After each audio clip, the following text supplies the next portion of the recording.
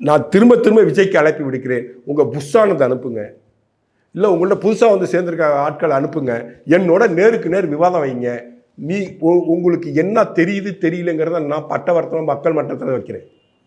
நீ வாயா என்னோட விவாதத்துக்கு வர தயாரா விஜய்?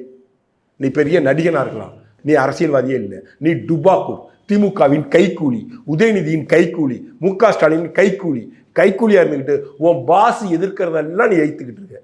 உன் பார்வையில் மத்திய அரசாங்கம் இதுவரை ஒரு நல்லது கூட செஞ்சது இல்லையா?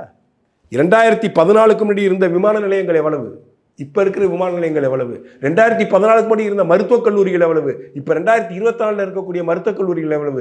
இந்த டிஃப்ரென்ஸ் அவனுக்கு பார்க்க தெரியாதா?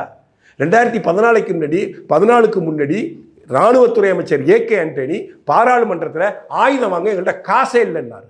இன்னைக்கு அதே இராணுவத்துறையிலேருந்து ஏற்றுமதி பண்ணிட்டு இருக்க வெளிநாடுகளுக்கு லட்சம் கோடி ரூபாய்க்கு. இது முன்னேற்றம் இல்லையா?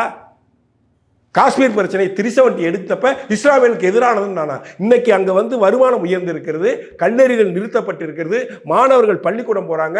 மானங்கட்ட பையில நீ போய் உன் படத்தை அங்கே நின்று 60 நாள் ஷூட்டிங் பண்ணிட்டு வந்திருக்க அந்த விஜய். எப்படி இருந்துச்சு இந்த மாற்றம்?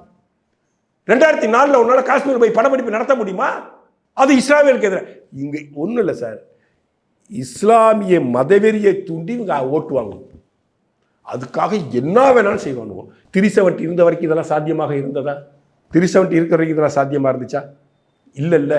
இதை பேசுறது உனக்கு வாய் இருக்கா? உனக்கு தெம்பு இருக்கா? உனக்கு துணிவு இருக்கா?